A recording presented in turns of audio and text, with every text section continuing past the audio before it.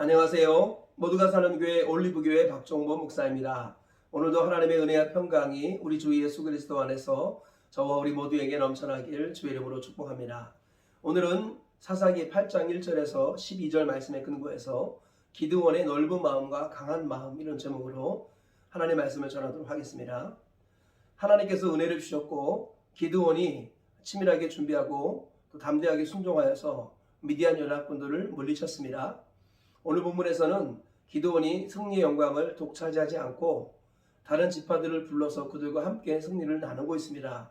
그런데 에브라임 지파가 왜 전쟁이 났을 때 우리를 먼저 부르지 아니하였느냐 하면서 불평합니다. 그럴 때 기드온이 넓은 마음과 지혜로운 언어로 그들의 마음을 달래고 있습니다. 그리고 나머지 미디안 적군들을 소탕하는 이야기, 이것이 오늘 본문의 이야기입니다. 오늘 이 말씀을 세 가지 정도로 정리하여 조금 더 자세히 살펴보신 후에 교훈을 찾아보도록 하겠습니다. 첫째로, 전쟁 때 자기를 부르지 아니하였다 하여서 불평하는 에브라임 지파를 기드온이 넓은 마음과 지혜로운 언어로 노를 풀어주고 있습니다. 본문 1절 이하에 이렇게 말씀하고 있습니다. 에브라임 사람들이 기드온에게 이르되 내가 미디안과 싸우러 갈 때 우리를 부르지 아니하였으니 우리를 이같이 대접하면 어찌 됨이냐 하고 그와 크게 다투는지라. 기드온이 그들에게 이르되 내가 이제 행한 일이 너희가 한 것에 비교되겠느냐. 에브라임의 끝물 포도가 아비에셀의 만물 포도보다 낫지 아니하냐. 하나님이 미디안의 방백 오렙과 스앱을 너희 손에 넘겨주셨으니 내가 한 일이 어찌 능히 너희가 한 것에 비교되겠느냐 하니라. 기드온이 이 말을 하매 그때 그들의 노여움이 풀리니라. 네, 에브라임 지파가 전쟁이 시작될 때 자기를 부르지 아니하였다 하여서 투덜거리며 화를 냅니다. 사실은 고마워해야 합니다. 에브라임 지파도 이전에 미디안의 공격에 대해서 속수무책 당하고 있었습니다. 그런데 기드온이 믿음과 지혜와 용기로 미디안 적군들을 물리쳤으면 감사해야 되지 않겠습니까? 그런데 오히려 불평하고 있습니다. 처음부터 우리를 왜 부르지 아니하느냐, 이렇게 불평합니다. 그러면 일반적으로 보면 화를 낼 수도 있습니다. 그런데 기드온은 그렇게 하지 않고 에브라임의 끝물 포도가 아비에셀의 만물 포도보다 낫지 아니하냐 하면서 그들의 마음을 풀어줍니다. 그럼 에브라임이 전쟁에 참여하여서 미디안의 방백 오렙과 스앱을 물리친 이 사건은 그 어떤 것보다 더 큰 일이 아닌가 하면서 오히려 에브라임 지파를 칭찬하고 자기를 낮춥니다. 그래서 에브라임 지파가 노를 풀었다, 이렇게 말씀하고 있습니다. 둘째로, 기드온과 300용사가 미디안의 두 왕 세바와 살므나를 추격할 때 도움 주기를 거절했던 숫곳 사람들과 분회의 사람들에게 승리 후에 보복할 것을 이야기합니다. 오늘 본문 4절 이하에 이렇게 말씀하고 있습니다. 기드온과 그와 함께한 자 300명이 요단강에 이르러 건너고 비록 피곤하나 추격하며 그가 숫곳 사람들에게 이르되 나를 따르는 백성이 피곤하니 청하건대 그들에게 떡덩이를 주라. 나는 미디안의 왕들인 세바와 살므나의 뒤를 추격하고 있노라 하니 숫곳의 방백들이 이르되 세바와 살므나의 손이 지금 내 손안에 있는 거냐. 어찌 우리가 내 군대에게 떡을 주겠느냐 하는지라. 기드온이 이르되 그러면 여호와께서 세바와 살므나를 내 손에 넘겨주신 후에 내가 들가시와 찔레로 너희 살을 찢으리라 하고. 네, 기드온이 남은 미디안의 적군들과 두 왕 세바와 살므나를 추격하고 있습니다. 그런데 피곤해서 또는 배가 고파서 숫곳 사람들에게 도움을 요청하고 분회일 사람들에게 도움을 요청합니다. 그런데 두 지역의 사람들 모두가 기드온 돕기를 거절합니다. 그럴 때 기드온이 우리가 세바와 살므나를 잡고 나서 돌아와서 반드시 보복하겠다, 이렇게 말씀하는 것을 볼 수 있습니다. 셋째로, 기드온과 300용사가 남은 미디안 군인들을 소탕하고 세바와 살므나 두 왕을 사로잡았다라고 말씀하고 있습니다. 오늘 본문 10절 이하에 이렇게 말씀합니다. 세바와 살므나가 도망하는지라. 기드온이 그들의 뒤를 추격하여 미디안의 두 왕 세바와 살므나를 사로잡고 그 온 진영을 격파하니라. 네, 남은 15,000명의 적들을 격파했고 미디안의 두 왕 세바와 살므나를 사로잡았다, 이렇게 말씀하고 있습니다. 이 말씀에 근거해서 얻을 수 있는 교훈들을 살펴보도록 하겠습니다. 첫째로, 넓은 마음과 겸손의 말로 사람들의 마음을 얻으라 라는 것입니다. 오늘 본문에서 에브라임 지파가 뚱딴지 같은 불평을 늘어놓습니다. 미디안이 평상시에 공격할 때는 힘을 못 쓰던 에브라임 지파가 기드온이 다 이겨놓고 나니까 뒤늦게 참전하여서 왜 처음부터 우리를 부르지 아니하느냐 하면서 불평합니다. 그런데 기드온은 그들의 불평에 대해서 정말 넓은 마음과 지혜로운 말로 그들의 마음을 얻습니다. 에브라임의 끈물 포도가 아비에셀의 만물 포도보다 낫지 아니하냐? 당신들이 행한 오렙과 스웹을 무찌른 그 일들은 내가 했던 그 어떤 일보다 더 크고 위대한 일입니다 하면서 높여줍니다. 그랬을 때 비로소 에브라임 지파의 노가 수그러들었다라고 말씀하고 있습니다. 기드온이 300명과 더불어 미디안 군사들을 물리치는 이 놀라운 일들은 대단한 일 아니겠습니까? 그러므로 기드온에게는 자부심이 있었을 수도 있고 공명심이 흘러넘쳤을 수도 있었습니다. 그때 불평하는 에브라임 지파에 대해서 기드온이 화를 낼 수도 있었을 것입니다. 그러나 기드온은 하나님의 사람이었습니다.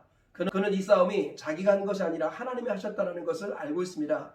하나님께서 친히 모든 승리를 주셨다는 것을 기드온은 너무나도 선명하게 알고 있었습니다.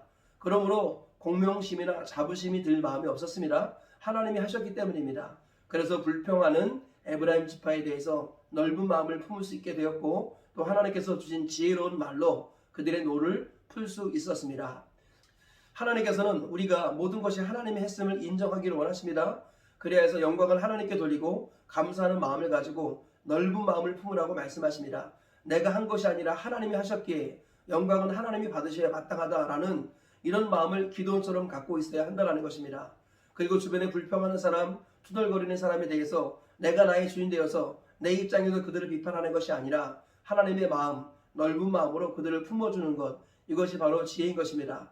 뿐만 아니라 나아가서 그들을 높여주고 그들을 칭찬해주고 그들의 장점을 말해주는 것, 이것이 지혜고 이것이 하나님의 은혜라는 것입니다. 결국 기드온의 넓은 마음과 지혜로운 말로 에브라임 지파와 한 마음을 품게 되었습니다.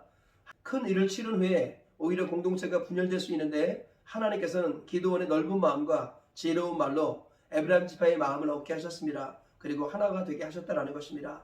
하나님께서는 우리가 이와 같이 넓은 마음과 그리고 지혜로운 말로 사람들의 마음을 얻는 자가 되기를 원하십니다. 그러기 위해서는 하나님이 아버지시고 예수님이 주인이라는 것을 항상 인식해야겠습니다. 하나님께서는 하나님이 하신다는 것을 인정하며 기드온처럼 넓은 마음과 지혜로운 말로 사람들의 마음을 얻는 자가 되기를 원하십니다. 저와 우리 모두가 기드온의 이 아름다운 모습을 기억하시면서 하나님께서 주신 은혜를 따라서 넓은 마음과 지혜로운 말로 사람들의 마음을 얻으시고 공동체의 하나됨을 추구하시는 우리 모두가 되시길 축복합니다. 둘째로 적극적으로 주님 편에 서고 적극적으로 주님을 따르지 않으면 망한다는 것입니다. 오늘 본문을 보니까 기드온이 미디안의 두 왕 세바와 살므나를 추격합니다. 그때 숫곳 사람들과 분회의 사람들에게 도움을 청했습니다. 그런데 그들이 도와주지 않았습니다. 전세가 어떻게 될지 모르니 우리는 도와줄 수 없다라고 한 것입니다. 그때 기드온이 내가 이기고 돌아오면 반드시 이 일에 대해서 책임을 물을 것이다 라고 말합니다. 여기서 우리가 중요한 교훈을 발견할 수 있습니다. 기드온은 예수님에 대한 상징입니다. 너희가 성경에서 영생을 얻는 줄 알고 이 성경을 연구하거니와 이 성경이 곧 내게 대해 증언하는 것이라. 우리 주님은 성경은 예수님에 대한 기록이라고 말씀하고 있습니다. 기드온은 예수님의 그림자요 예표입니다. 기드온이 믿음과 순종으로 300명을 데리고 적군을 물리쳤습니다. 대세는 이미 기드온의 편에 온 것입니다. 그러면은 기드온의 편에 서야만 사는 것입니다. 마찬가지입니다. 우리 주 예수님께서는 십자가와 부활로 원수마귀를 완전히 이기셨습니다. 그냥 대충 이긴 정도가 아니라 원수마귀를 무력화시키셨습니다. 그러면 이제 적극적으로 예수님 편에 서야 합니다. 이제 남은 전투는 예수님께서 십자가와 부활로 영적 전쟁을 이미 이기셨기 때문에 남은 전투에 대해서는 우리에게 승리의 영광을 나누어 주시기 위해서 허락하신 것임을 우리가 믿어야겠습니다. 언젠가 주님이 다시 오실 때 주님이 최종적으로 모든 것들을 다 심판하시고 마무리하실 것입니다. 그때 주님 편에서 적극적으로 주님을 따랐던 자들은 반드시 상을 받을 것이고 주님 편에 서지 아니하고 주님을 따르지 아니하였던 사람들은 반드시 벌을 받게 될 것입니다. 우리 주님께서는 나를 따르라 내가 너희를 사람 낚는 어부가 되게 하리라 말씀하셨습니다. 그럴 때 제자들이 배와 그물을 버려두고 주님을 따랐다라고 성경은 말씀하고 있습니다. 배와 그물을 버렸다 그리고 주님을 따랐다라는 것은 주님을 적극적으로 즉각적으로 따랐다라는 것입니다. 그래야 해서 주님 오시는 그날까지 적극적으로 주님을 따르고 주님 편에 서시다가 마지막 날 주님 다시 오실 때 칭찬받는 주님의 종들 되시길 주의 이름으로 축복합니다. 셋째로, 죄는 완전히 제거하지 않으면 반드시 가시와 올무가 된다는 것입니다. 오늘 본문을 보니까 기도는 아무리 피곤하고 힘들어도 끝까지 쫓아가서 남은 적들을 다 소탕하는 것을 볼 수 있습니다. 하나님께서 기회를 주시고 은혜와 능력을 주셨을 때 남은 죄 하나까지 다 하나님께서 기회를 주시고 은혜를 주셨을 때 끝까지 최선을 다해서 숨은 죄와 남은 죄를 제거해야 합니다. 그렇지 않으면 반드시 그것이 올무가 되고 가시가 되는 것입니다. 이와 같이 피 흘리기까지 죄와 싸우며 숨은 죄와 남은 죄를 제거하는 정결한 주님의 신부가 되시길 주의 이름으로 축복합니다. 그 말씀의 결론을 맺겠습니다. 오늘 에브라임 지파가 불평할 때 기드온이 넓은 마음과 지혜로운 말로 그들의 노를 풀어주고 그리고 남은 잔당을 소탕하는 오늘 말씀을 통해서 세 가지 교훈을 발견했습니다. 첫째로, 넓은 마음과 지혜로운 말로 사람들의 마음을 얻으라라는 것입니다.